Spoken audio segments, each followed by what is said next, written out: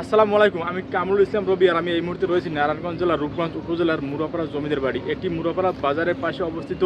যদিও এই বাড়িটি বর্তমানে মুরাপাড়া সরকারি কলেজ হিসাবে বেশ পরিচিত, তবে আজকের ভিডিওতে থাকছে এই জমিদার বাড়ি নিয়ে নানা জানা অজানা তথ্য। রানী তারা এইখানেই গোসল করতো। ছোটো ছোটো কয়েকটি বাচ্চা আমাকে জিজ্ঞাসা করছে যে আপনার ব্লগের নাম কি। আমার এক হাতের উপরে জমিদার বাড়ির শুধু বাউন্ডারি। তখন এবারে আমি প্রবেশ করতেছি এমন একটি ভয়ঙ্কর কক্ষে, জানি না কক্ষের কি আছে। ছোট ছোট কক্ষের অভাব নেই, যেহেতু প্রায় 95টি কক্ষ নিয়ে কিন্তু জমিদার বাড়িটি ছিল। জমিদার বাড়ির এই সামনের অংশ দেখে আপনি অনুমান করতে পারবেন বাড়িটি কত বড় ছিল। প্রায় 65 বিঘা জমি নিয়ে এই জমিদার বাড়িটি নির্মাণ করেন বাবু রামরতন ব্যানার্জি।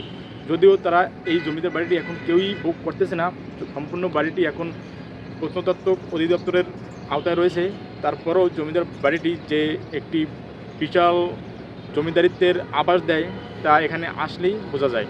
মুরাপাড়া জমিদার বাড়ি গৌরবময় অতীতের নিঃশব্দ সাক্ষী। জমিদার বাড়িটি ইউরোপীয় ও মুঘল স্থাপত্য শৈলীর এক অপূর্ব মিশ্রণ। সামনে এবং পেছনে রয়েছে বিশাল আকৃতির দুটি পুকুর। পেছনে দেখতে পাচ্ছেন এই সেই মুরাপাড়া জমিদার বাড়ি, এবং আমি বর্তমানে মুরাপাড়া জমিদার বাড়ির সামনের যে পুকুরটি রয়েছে সেই পুকুরটির শান বাঁধানো ঘাটে দাঁড়িয়ে আছি। এবং বন্ধুরা, আমি চলে আসছি জমিদার বাড়ির ঠিক পেছনের অংশে। আর সামনের পুকুরের চেয়ে পিছনের পুকুরটি আরও বড়, যদিও এটিতে একটি মাত্র শান বাঁধানো ঘাট এবং পুকুরটির এরিয়া বিশাল। তবে এটি ব্যবহার না করার কারণে পুকুরটিতে পড়ে রয়েছে অসংখ্য পরিমাণে ময়লা আবর্জনা এবং কচুরিপানা। আপনারা দেখতেই পাচ্ছেন এই হলো পুকুরের অবস্থা।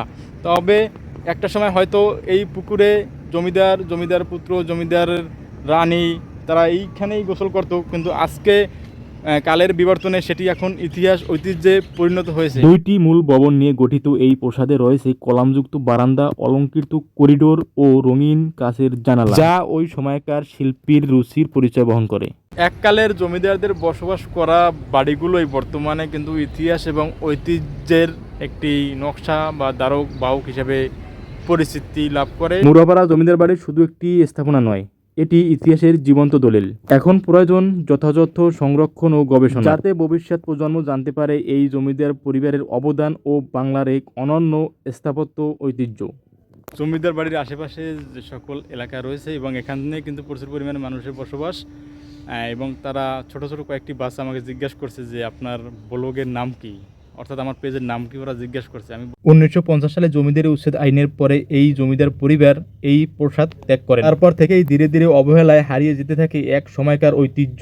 বর্তমানে ভবনটির কিছু অংশ ব্যবহৃত হচ্ছে মুরাপাড়া কলেজের প্রশাসনিক কাজের জন্য। দেশের বিভিন্ন ইতিহাস ঐতিহ্য এগুলো সম্পর্কে ভিডিও তৈরি করব যদি আপনারা বেশি বেশি সাপোর্ট দেন ইনশাল্লাহ। এবং পরবর্তীতে আমি সোনারগাঁয়েরই কোনো একটি ঐতিহ্যবাহী স্থান নিয়ে ভিডিও করব। ততক্ষণ ভালো থাকুন, সুস্থ থাকুন, আল্লাহ হাফেজ।